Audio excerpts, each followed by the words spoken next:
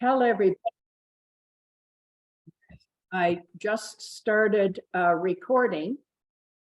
So if you don't want your face or whatever, you can do that. Close it off on your bottom left generally. We now have 39 people. Wonderful turnout, and people keep coming in. And there's Hannah Lichtenfeld, who is our current president. Thank you so much, Hannah, and many members of our program committee. So just to tell you, besides that we're recording this and then it is available on our website, everybody should mute themselves, but you can unmute yourself, and George will talk to you to tell you about questions, but I think she is fine with you asking questions. The easiest way to ask a question, however, is for you to go to chat, which is at the bottom of your screen, and you can open it up and just type in a question, and I will monitor those. All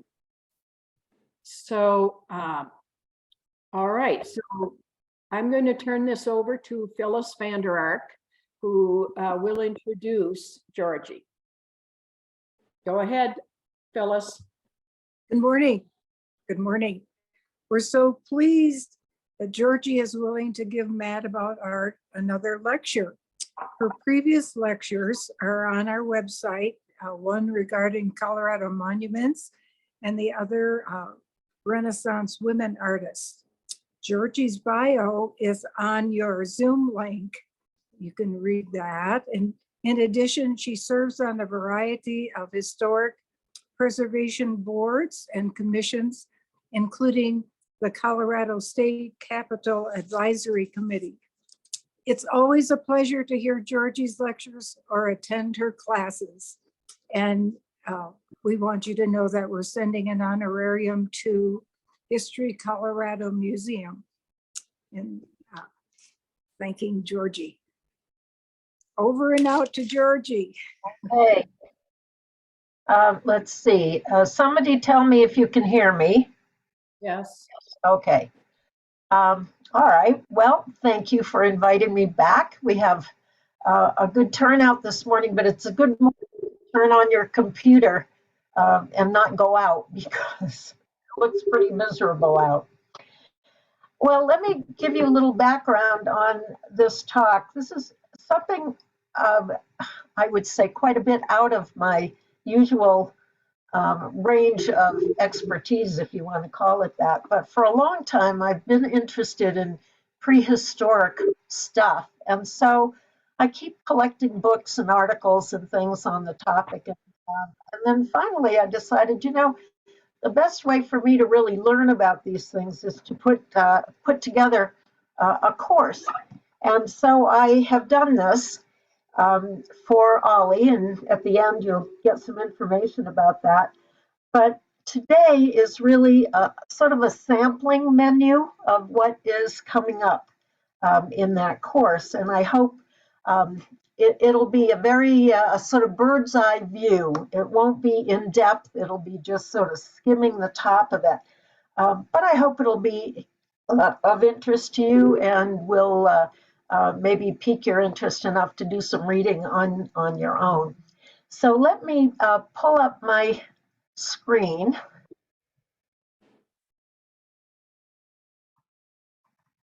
And go to slideshow.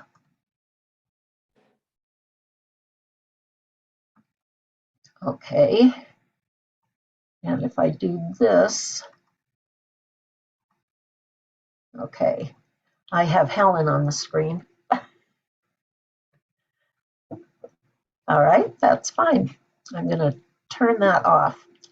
Okay, now there is a place here that says pointer options, arrow. visible. All right. Okay, I think we've got, you can see my arrow moving around here, yes? Helen? Yes, yes. Good, okay. I'll try to keep it out of the way. Interesting, really, in the last decade, there has been really an explosion in this area. I think if I were going to go back to school and major in something, I would major in anthropology or archaeology. And of course, I worked for many years with trained archaeologists. They were trained in American and Western, particularly archaeologists. But there's so much that is being learned worldwide and things that are being discovered. And of course, since DNA and the genome has been explored, much more is coming to light because there are new techniques that archaeologists can use. So this is really National Geographic's take on this. They said it wasn't tools and it wasn't the sword that made history. It was the symbolic expression. And the idea of symbols meaning something goes back, I mean, that's the essence of art. It's a communication. And today, if you happen, I think it was the Wall Street Journal today, there was something about an ivory comb from Canaan dating around 1500 BC with writing, the first phonetic kind of writing. So every day in the newspaper, you're going to see something. All right, this is the type of art that we're going to look at. So you can see that there are many different kinds of art, and we'll just have a smattering of these just to give you a menu of what's coming up. And just thought I'd let you know that years from now, somebody will say they've deciphered it. And I think, you know, they are trying to decipher it. This cartoon seemed to go along with a book that first I heard a lecture on Zoom, Genevieve von Petzinger. She has a book called The First Signs, and she is looking for a communication among various prehistoric people. And I just mentioned that because it's kind of an interesting book. Keep her name in your mind because you might read something about her. But she has found in cave paintings, she has narrowed down to what she says are 36 symbols that keep getting repeated in various geographic locations. And she is convinced that these are the earliest communication symbols. That's her thesis, and she's sticking to it. And you never know how that's going to work out, but she's doing some really interesting work. One of the things that I found in my readings, the use of two different words, hominid and hominins. And today I am going to be using hominins because it's kind of a subgroup. It's the group that consists of modern humans, all of us, and the extinct species, including Homo sapiens, Neanderthals, Australopithecus, etc. So that's the group. We all have a common ancestor, so to some degree we are related. So hominins is the word. But when you read, you may find both words used, so keep in mind that they're different. Just quickly, these are some of the hominin groups that we will find attributions to, and they go, notice the first one, the Australopithecus africanus, back to 3 million years ago. This is a very long time. The Neanderthals, this is simply sort of the common word for them, but they're now today called Homo sapiens neanderthalis.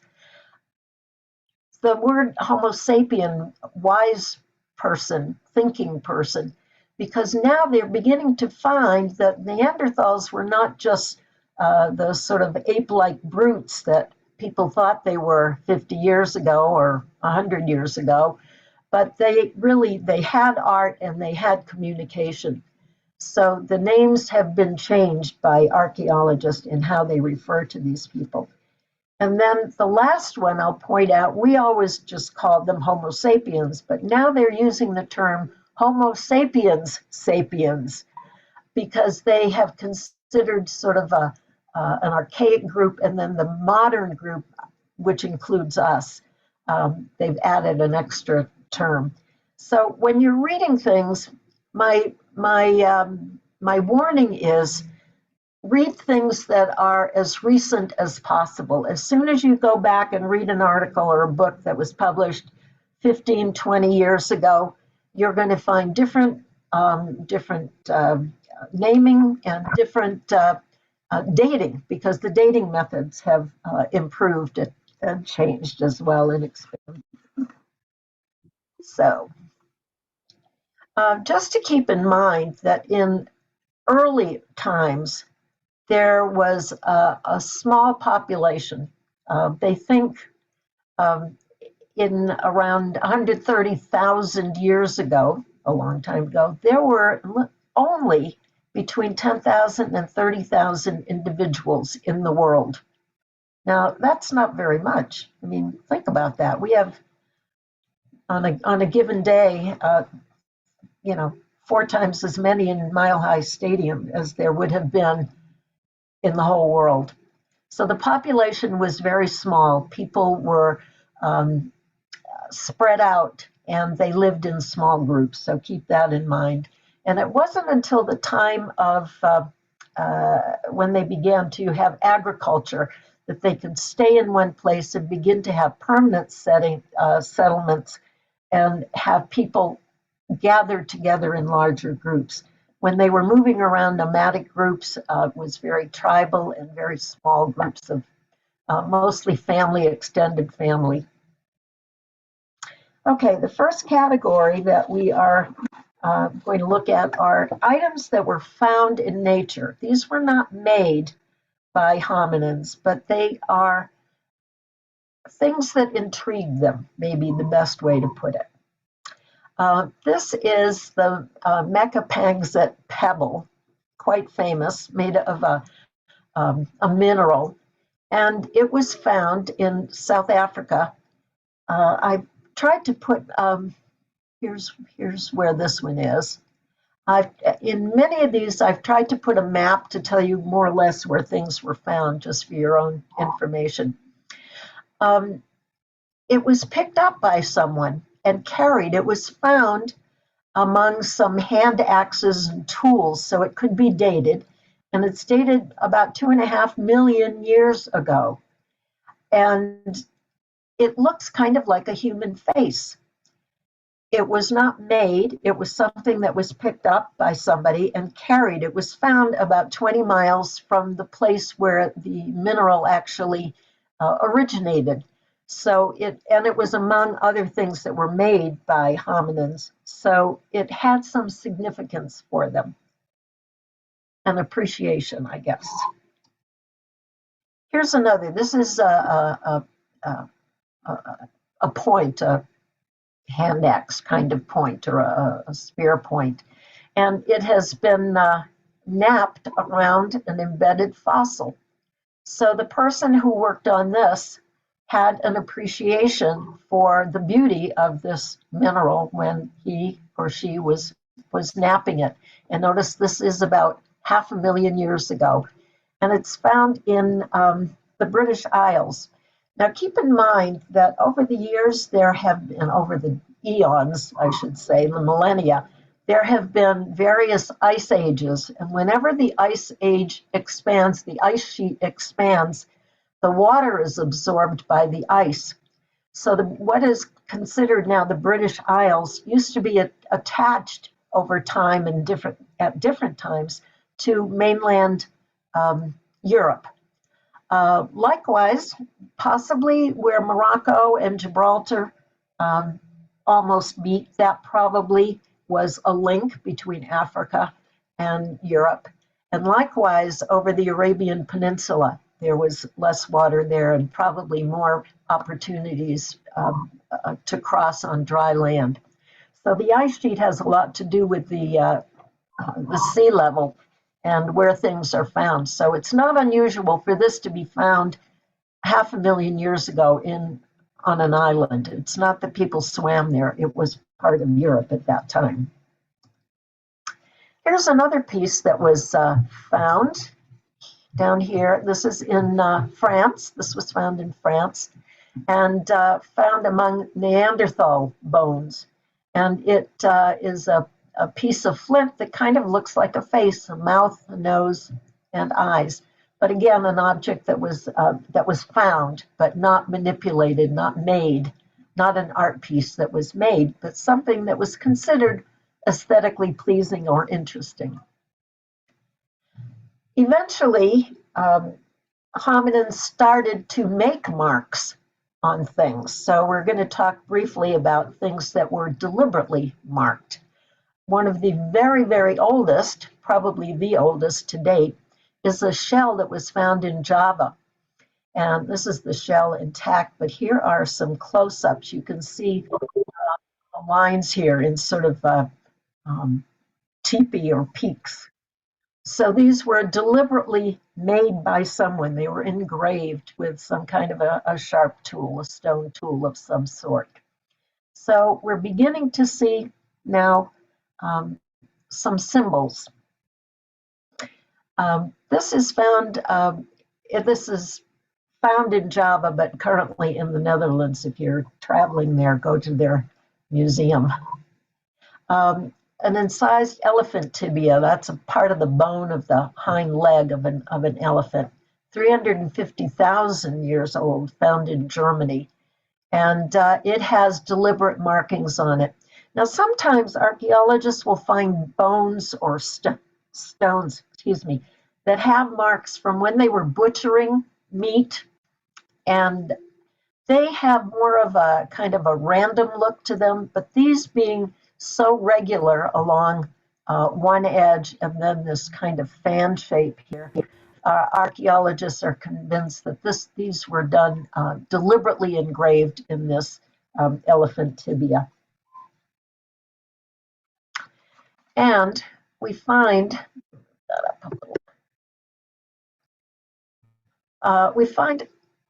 ocher having a very visible role in early art. Ocher is naturally occurring sort of a chalk-like or a crayon type of substance. It comes in various colors. The most common is red, but it comes in purple, brown, yellowish, kind of the way you find with amber. You know how different colors are with amber.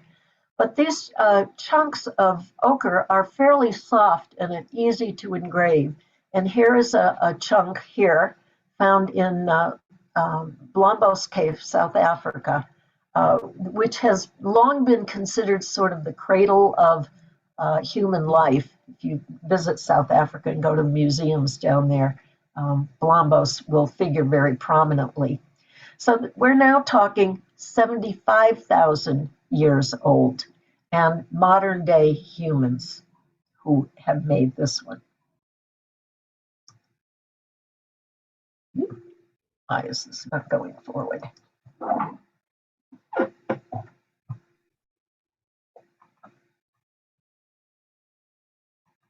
There we go. Okay, this is an engraved foot bone of a giant deer. Now, there were animals in North America, but animals all over Europe that were also very large. I mean, you know about mammoths being larger than elephants. Well, they have very large deer as well. So this is part of a foot bone, but engraved with this sort of chevron design, very deliberate. This is just three views of the same, not three different artifacts. So we're now talking 50,000 years old. And we're talking, because we're talking Europe, we're talking the habitat of the Neanderthals, who primarily inhabited Europe, but also moved east into, essentially into Siberia. Perhaps you've also heard of the Denisovans. This is a fairly recent hominin discovery, and they are mostly Asian and Siberian. So there were various hominin groups that coexisted, including Homo sapiens sapiens, modern day humans, overlapping with Neanderthal and intermarrying with them, interbreeding with them, a better word perhaps. And eventually the Neanderthal, for whatever reason, go out of existence as a separate species. Personal adornment has a great deal of significance because it can have meaning. It can say that you are a leader. It can say that you are part of a clan. It can say that you are young or you are old. It can give status to you. And so things like body painting, tattooing, which we see with African tribes a lot, necklaces, bracelets, all kinds of personal adornment. Sometimes it's paint, but sometimes it's hard artifacts. And all of these things can have some sense of status to them. Materials, whatever is available to them and has some ability to withstand wear and tear, so to speak. And we'll see some ostrich shell things, marine shells, because they were handy if you lived along the coast, animal bones and teeth, and of course rock. And later clay, things could be made with clay and either dried or they were, hominins learned to fire them to make it hard and durable. Here is a pendant, and it has a little hole in the top here. They think this one was naturally perforated, not chunked with the hole was not drilled in it or punched in it, but it happened naturally because the shell was bounced around by water or something of that sort. This is really one of the earliest pieces of jewelry. It probably had a piece of sinew put through this and then could be worn around the neck. There's also, you see the coloration in here. The archaeologists believe that this was painted a reddish color using that ocher that we saw before. That was one of the earliest kinds of paint that was used. Now, they can use various kinds of things were used to create paint. Basically, paint is mashed up minerals. And if you find stone of a certain color, you can grind it down, bang it down so that it's a powder, and then you can mix it with water or like a watercolor. You can mix it with egg. You can mix it with blood. You can mix it with any kind of liquid to make it sticky and adhere to something. And so hominins were very inventive in finding different colors in nature, using them, and finding materials to bind the minerals together, including ocher. That was one of the first ones. So this is in Israel. So notice we're talking here, this part here is Africa. Here's the Red Sea. Here's the Arabian Peninsula. Israel's up here. So there's a connection here today, but probably there were other connections in this part of the world as well. So it was not difficult. That's not a great word to use, but it was more probable, I guess you should say, for humans to go across into what we consider the Asian continent from Africa. And in fact, hominins went into Asia before they circled back and went into Europe. And that may be changing because they're looking a lot at this link here between Morocco and Gibraltar. So, from week to week, the things that I'm telling you can change because of modern day research and things they are discovering. Also, archaeologists are going back and reviewing collections from things that were excavated back in 1950 or even in 1800s. the opportunities to study them, the microscopes, the DNA, the tools that archaeologists have now are so much better that they're able to have more interesting or different kinds and more elaborate hypotheses about some of these things, simply because they can study them more carefully than they could in the past. Here are several other pendants, all with the little hole up here. And these all were found in Spain along the coast. And little seashells like periwinkle shells. Now these were deliberately, here you've got two holes next to one another. And either a rope-like material or a vine or a piece of leather from skin could be looped through these. And there are many more of these. There have been hundreds of these found in various places. Again, here's the Arabian Peninsula, so many things found in this area. Archaeologists have tried different kinds of how to string them together, either like just through one hole, like we tend to do beads, or like we do buttons through two holes. They've tried different kinds of ways. And one of the things that they know that they were strung is because there are wear marks. And perhaps you can see what looks like, to me, like wear marks along here. When something is strung on something soft and it moves around, it wears down, it gets shiny. Also, the beads themselves can click against one another or against other kinds of clothing and become more shiny. That happens also with teeth, anything that's hard, that gets abraded a little bit. So they're still trying to figure it out. And one of the things that's very interesting, of course, about all of this is, guess what? We don't really know what any of this means. We do know in our society that personal adornment have status attached to it, and it's very likely in ancient prehistoric times that was the case too. But Hey, we don't. Georgie, I have a question. Okay. Can people go, you've meant there a number of caves have come up. Can people go into these caves? Some, yes, in Europe. And probably you could go in with a study group or something, but I don't think they're just open. But I don't know the answer to that.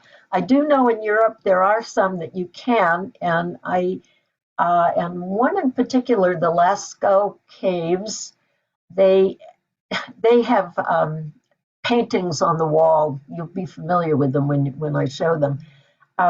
They found when people went into these that the humidity went up and bacteria grew inside, and moss, yes.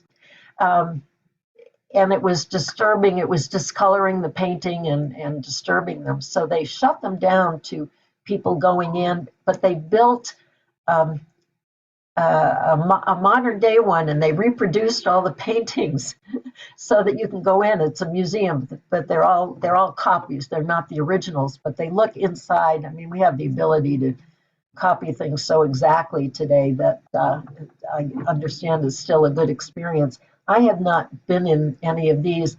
I've seen some markings in Spain, and they were not very impressive. I mean, they were not like pictures of horses or anything like that, but they were markings and countings. They were marks like, you would count 1, 2, 3, 4, 5, that type of thing. So they're there, and I think you should ask when you're traveling. And I wish I had been a little more aware of this when I was traveling around Spain and southern France too, and Italy. There are a lot in Italy, Sardinia, places like that too, as well as the Near East. That didn't quite answer the question, but it's the best I can do. Are there any other questions before I go on? All right. Now, this is a very recent, this is only 10,000 years ago. And, you know, one of the things when you start getting into more recent times, you start to see 2000 BC or 2000 BCE, before the Common Era, AD 1500. I also, archaeologists, particularly 19th, early 20th century, they gave every era, so to speak, a name.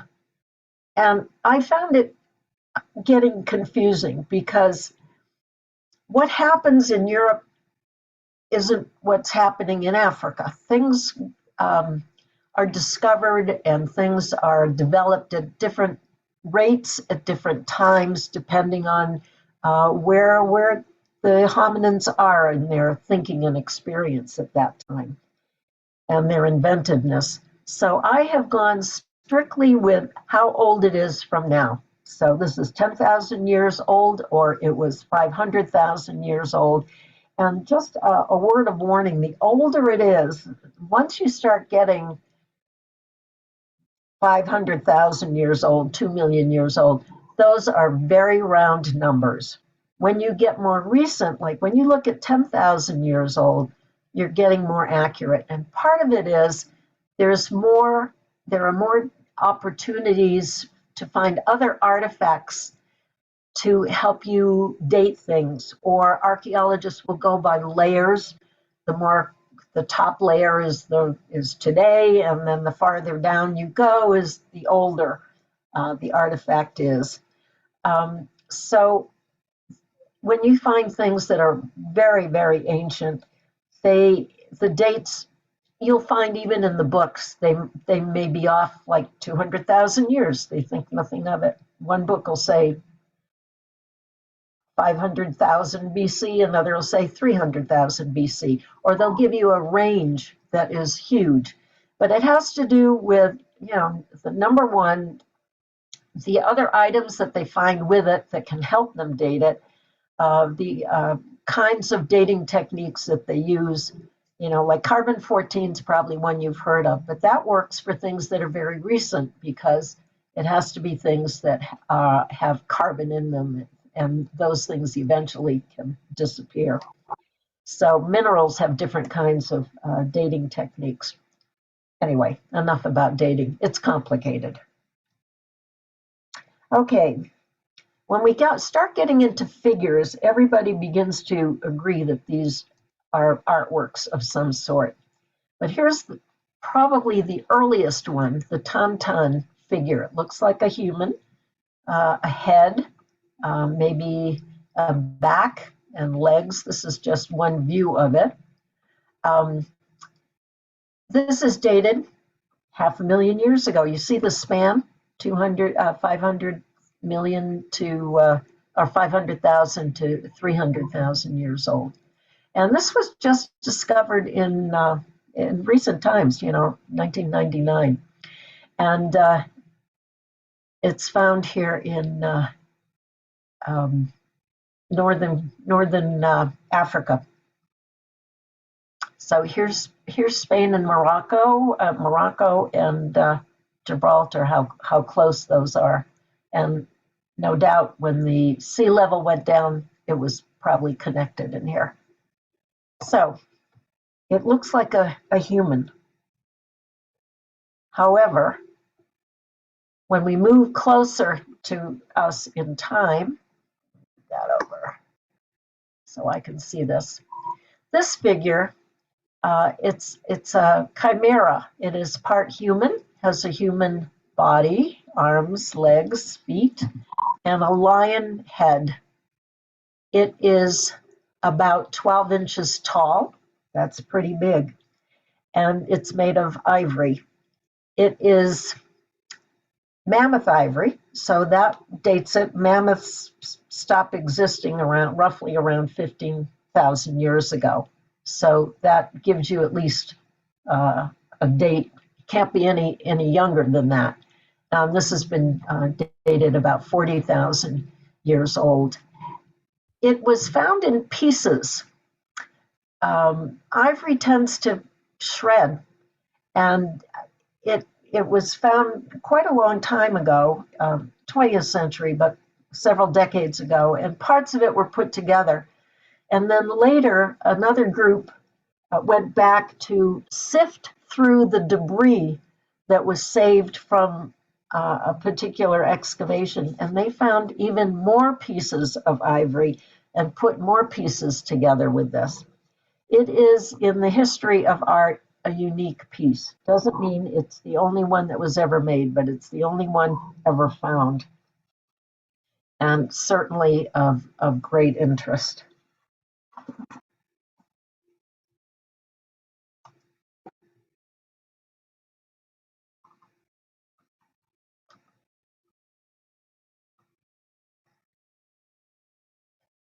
Okay, Vogelhorn Cave in Germany is quite an unusual place. There have been thousands of artifacts found there.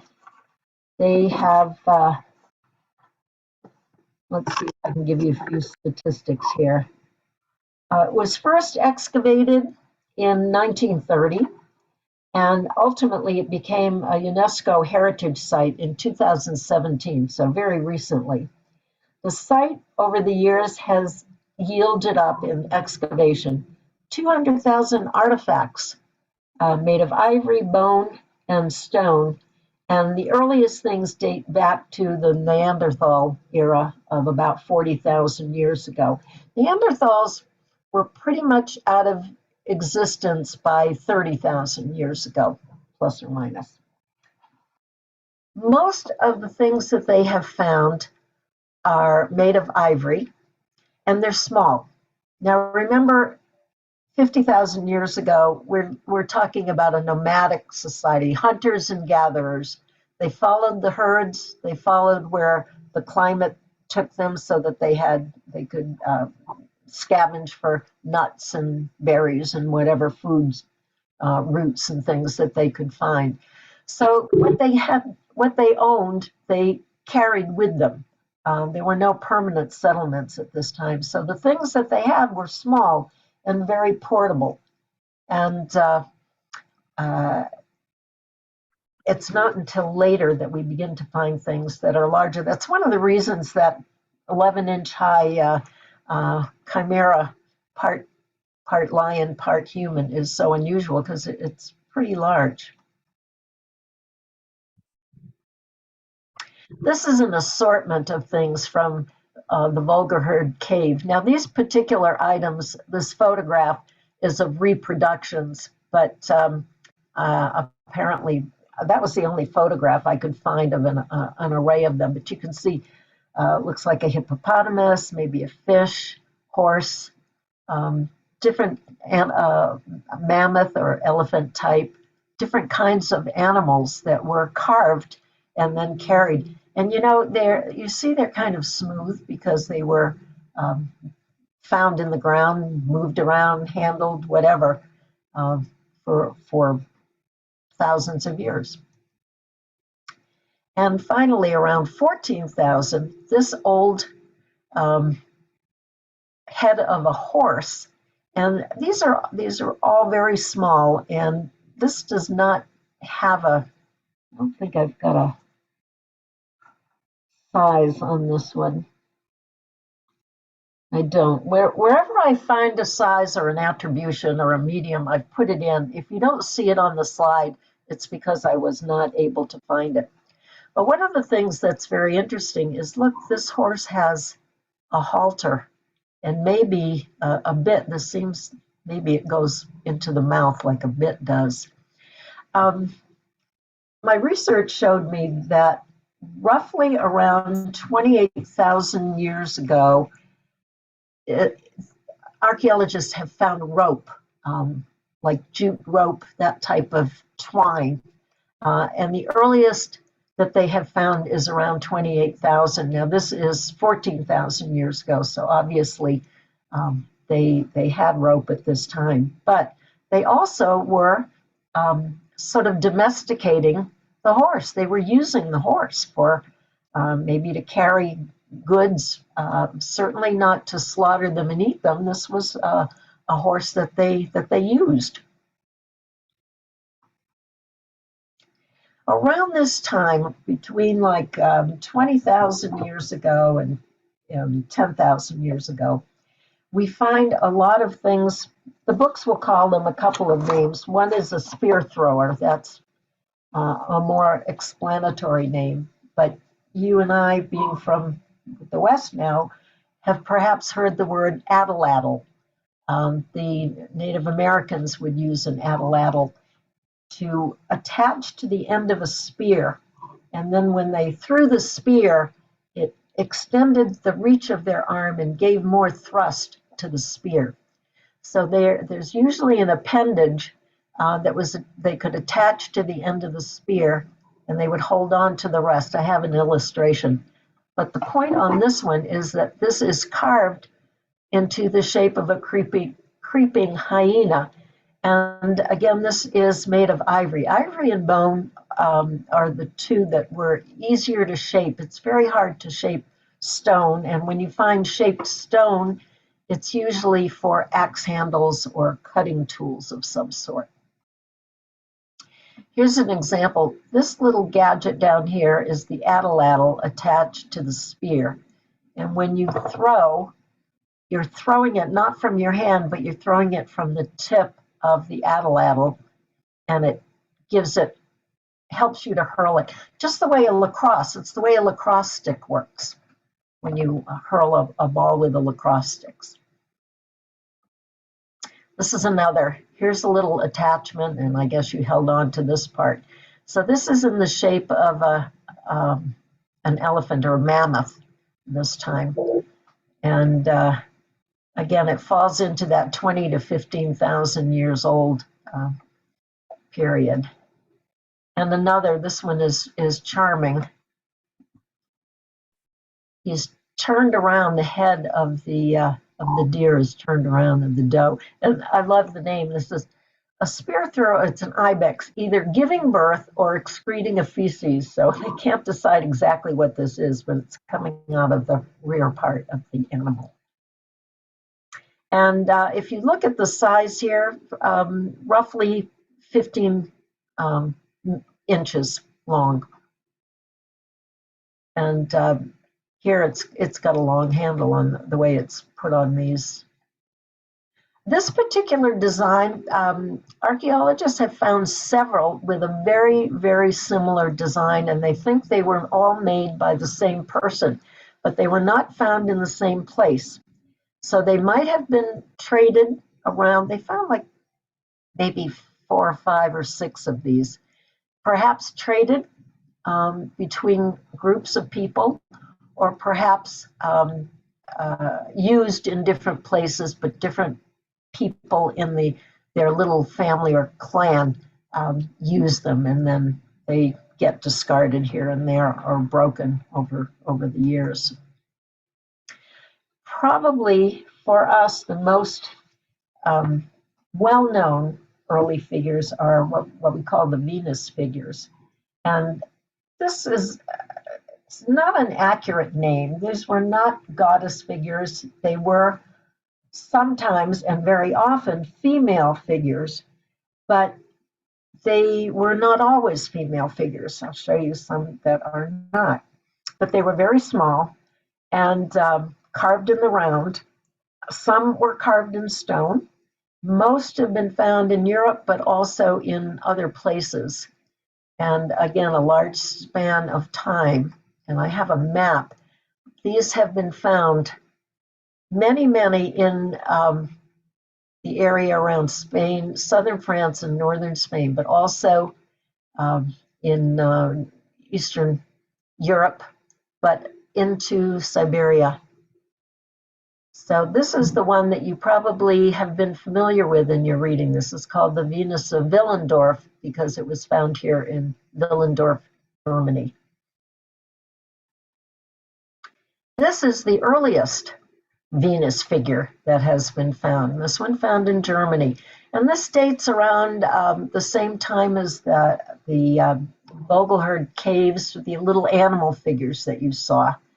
And so an emphasis on the breasts, the abdomen, the hips, No head, but there's a little hole here. So they think that this probably got threaded with a piece of sinew or rope and then worn as a talisman of some sort, perhaps a good luck charm or again, a status symbol.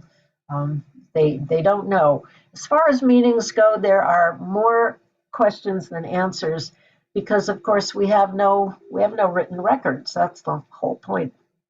Prehistory. And then the one that is in Vienna. These are small. This one's about 4 inches high. And a beautiful, this is not a good color. I think it's redder color, as I recall, more sandstone color. And notice the head. So the question is this a head covering or is it hair that is kind of knotted up or cornrows or what? But again, a female figure, the breasts, the abdomen, and the hips are emphasized. The legs, the feet are pretty much ignored. There's just a little indentation there to say, okay, I've got feet. Her arms are placed over the top of her breasts, resting on top of her breasts. And no indication of a face, just the treatment of the head and the hair. And another, this is probably part of a larger figure. This is also ivory, but I show this because it has a very elaborate hairdo here, and it looks like perhaps braids, or maybe this is some kind of a woven headdress.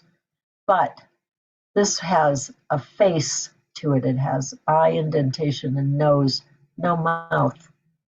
And it looks as though it's broken off from another part of the body of this, but the body has not been found. And it's roughly 3.5 inches high. So if the body were attached, it would be good size. It would probably be 12 or so inches. And this is found, these things are often found near caves. Certainly when you see the cave paintings, they're done in the cave, but oftentimes the caves were used as shelters, temporary shelters. And so work was done around them. Food was made, animals were butchered, whatever. Carvings were done, and people stayed there. So their tools and their little souvenirs, their things got left there. So you find a lot in the area of the Pyrenees because there are so many limestone caves in that area. Also along rivers, you'll find these things because water source was so important. Now, these come from Russia, and 2 different ones. These are the back view, but take a look. It looks as though this figure is covered with some kind of clothing, perhaps fur, because we're talking about a cold climate. And it's certainly not smooth skin. This could be hair, or it could be some kind of a hat. But interesting, not quite as much emphasis on the breasts, but certainly on the rump. There were in that group from Russia also children and very thin objects, human objects. Females, maybe not so much male. It's hard to say because the penis area was indistinct, but certainly not those voluptuous Venus figures that we've seen. Okay, let's look at some painted objects. The earliest ones they have were kind of like around the time that we had markings on the ocher and on the shell and on the the piece of ocher, I think, dates around 75,000 years ago. So here they use that ocher crayon to mark this flat piece of rock. And this is not very large. Here's, it's just a few centimeters long, so maybe 2 inches long at the most. Again, something that's portable. But pretty soon in this area, 62,000, we're finding shards of ostrich shell. Now the ostrich shells the eggs are big, and they were sometimes used to carry water. And they could be decorated. And look at the variety of colors that they have. And they've got engraved markings on them, scratched in and painted, and here polka dots. So they were very, very decorative. I mean, they're really beautiful, and had a use. These were useful objects because they were used for either storing things or carrying liquids. And these, again, from South Africa. What we are probably most familiar, when people say, oh, I'm looking at prehistoric art, they're probably thinking about cave paintings. Petroglyphs are engravings and paintings or paintings. So we're going to look at different kinds: finger fluting, petroglyphs, and pictographs. Finger fluting is it's the markings that you will make. For instance, if you run your hand through wet sand or clay, and you can make a design with your fingers. It's a very soft surface, and inside caves, oftentimes you'll find the materials that will make up stalagmites and stalactites. When it's before it's hardened, it's kind of a soft, gooey stuff, and very malleable. And so there are, this is called moon milk, and there are engravings in the moon milk. So it's sort of a creamy material found in caves, kind of like a clay. And here are a couple of examples. Now these are down in Chauvet, down in southern France. So here's just a sort of geometric design, looks like maybe an animal here. And this, which is an owl, like a horned owl. And the interesting thing is that the owl is facing us, here are eyes and a beak, but it shows the back, the wings and the way the back is. And of course, we know owls can turn their heads almost 180 degrees. So they showed the face, but they showed the back. An interesting way to record that.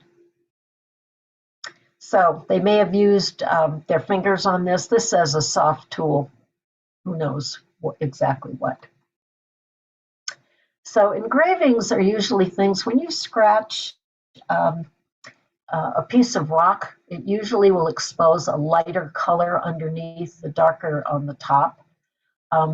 Petroglyphs are carvings on stone. And one of the types of carvings that we're going to run into is something, this was a new word for me, I had not known this. It's pronounced cupules or cupules. And they're like little cups that are indented into the stone. They're kind of etched in, pounded in. And this is a good example on the wall. So these were the first kinds of markings that hominins were making inside cave walls. So this, look at the lifespan on this here. I mean, they're 500 years between the two of these because they can't date them exactly. Sometimes there'll be minerals, like some of that moon milk, so to speak, will spill down over this, and there'll be a covering over something that actually can be dated, and it helps. But in this instance, not so well to do that. But the ability to carve on rock progresses, and here is a very lovely engraving on a rock in Africa, northern Africa here.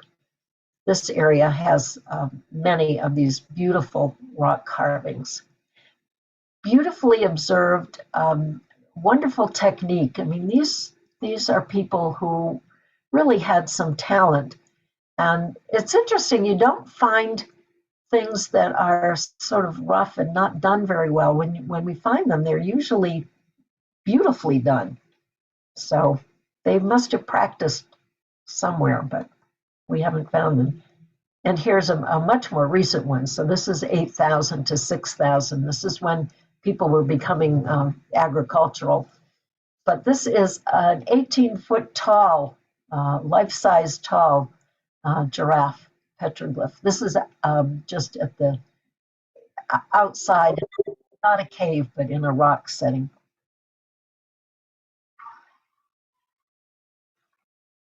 Now, pictographs are paintings on the stone surfaces, and probably the most well-known are these handprints.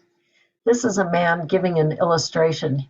The hand is being used as a stencil, and he is blowing paint around his hand. So this red or yellowish here is the paint, and where his hand was, when he takes it away, there's the stencil or the image of his hand. When these have been found, this is one in Argentina. These are found all over the world. Wherever there have been hominins, you find these handprints. In this particular one in Argentina, there are hundreds and hundreds of them. And they have found that roughly 85% or 80% of them are left hands and not right hands, which means that it's easier. The people were probably right-handed, so they put their left hand up against the wall and they use their right hand to hold the straw or to insert the paint in their mouth or whatever. So I thought that was kind of interesting. Some handprints that you will see are positive. They will dip their hand in paint and put it against the wall. Now, if any of you have kids or grandkids who've been to preschool, I'm sure you've seen handprints and footprints that have come home from school. Those would be positive ones, but these are the negative ones. Use the hand as a stencil. Just thought I'd put this one in because this guy's definitely ahead of his time. The earliest known figurative painting is this painting of a pig, and it's from Indonesia. And notice a couple of handprints up here. So this dates well, it doesn't say whether it's Neanderthal or Denisovan, maybe Denisovan because it's in Indonesia. But anyway, it is a pig. There's this snout over here. But notice there's some shading here, and the way the markings are put, it's done in a way to give you a sense of the rounded form of the animal. So this was a very observant artist. This is roughly life size of the pig. And here's another from roughly the same area, an animal, but this one is being hunted. These are human figures. And these are shown very small. This is a buffalo. So it's a large animal, and the people are shown very small. And these are either spears being thrown or maybe ropes. The archaeologists have not determined. But the interesting thing is that there are people being demonstrated in this, and that's highly unusual. Usually it was animals or symbols of sort like hands, but not a human figure.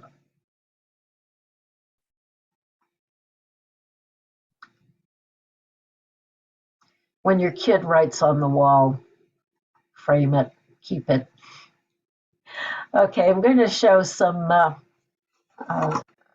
cave art now. This comes from this area along, not far from the Rhone. There are, in southern France, lots of areas of cave paintings. And so we're going to look at Chauvet. I think that's what I've got on this one here. Yeah, this is Chauvet. Okay, so this is a panorama of the wall. I have another picture that'll show you kind of the size relative to humans. Let me catch up with my notes here.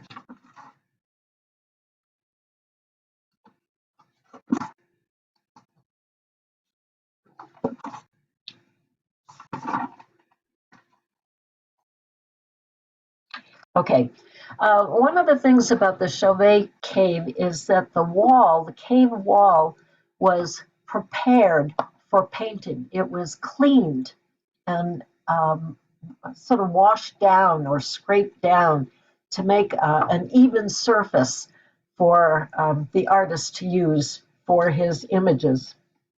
And that's fairly unusual. I haven't run into that in another place. Not that it hasn't been done. I certainly haven't read in-depth reports from all of these places, but I did note it for that. So I'm going to point this out. This is two rhinoceroses in combat, facing one another, clicking together, and the panel of horses. We're going to look at that. And then there are aurochs or oxen.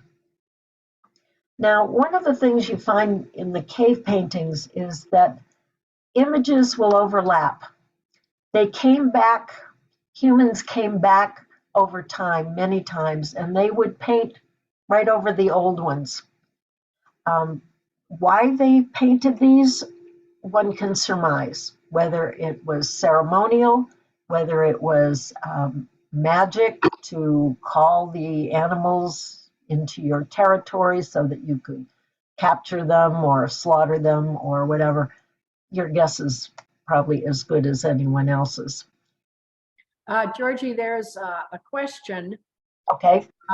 Has any relationship been established between what has been discovered in Africa and Europe and the American Southwest? Yes, the techniques are there. For instance, in the course, you're going to see more of that. I kind of focused more on the European. But when I was doing petroglyphs, we have so many petroglyphs in the Southwest. And perhaps some of you are familiar with something called the newspaper rock in Utah. So I'll show that. So the techniques are the same, but the time frame is different, and the images are slightly different. And I haven't found anything that relates to, for instance, as late as the Aztec and the Maya, let's say the Maya and the Olmec, the oldest ones in South America and southern North America. And I don't get into that. Those are primarily, when you start talking Maya and Olmec, you're talking historic because they had language. So I don't consider that prehistoric. The things that I know that have been prehistoric, I'm more familiar with the petroglyphs that we find in North America, in this region. But again, they're during historic times. So I don't get into that too much. And of course, a lot of that, they've now found early footprints in, I think, Arizona, dating back 23,000 years. That's like 9,000 years older than they thought. Historians, archaeologists would tell you that, humans didn't get to North America until roughly 14,000 years ago. But now they're finding, no, much earlier than that. So, the discoveries are happening all the time. So again, it's about 7 minutes after 12. Is it already? Okay, I'm going to just run through these last ones because I want to show that there's shading here and that there is a sense of perspective. I'm sorry I lost track of the time I was watching. Wonderful, though. This one with the rhinos.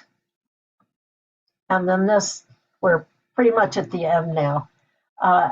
This, archaeologists think all of these animals, all of these bison, were painted by the same person. They've done an analysis of the brushstroke, and they're placed not in a realistic space, but each one individually takes advantage of the way the rock is formed. So, for instance, the rump might have a little bit of a rounding of the rock to help emphasize the anatomy of the animal. But these are beautiful and sophisticated, as you can see, and many different colors, yellow and the red and charcoal. And they found also hearts near these that have been used specifically to make charcoal for the drawings. I'm just going to go through. In the cave drawings in Lascaux, they have found lamps in which deer fat was burned to give light. So it wasn't always by torch. I mean, they had lamps. They found hundreds of these in the Lascaux caves. And just the last, this is what I wanted to show you, how large this is in comparison to an individual here. I'm going to just, okay, I think we'll skip the megaliths, so you'll have to come back another time for Stonehenge. And I'm going to stop the slideshow right now, but at least we got up to the paintings. And let me get rid of this. There we go. Okay. Oh, thank you. Thank you so, so much. It was just absolutely wonderful. Thank you. Well, it's always fun. And in spite of cutting this down, there's always too much to say. You have to sign up for the course.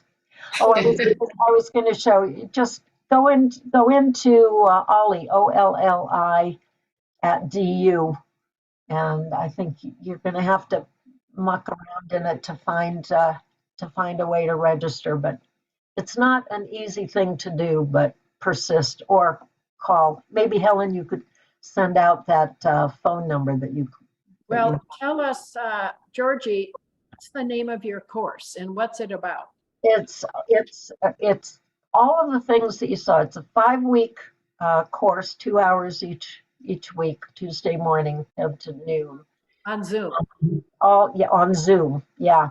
And all of the subjects that I listed at the beginning, starting with things that are found in nature and ending with things like Stonehenge, the megaliths, will be covered. So each week there's a different topic.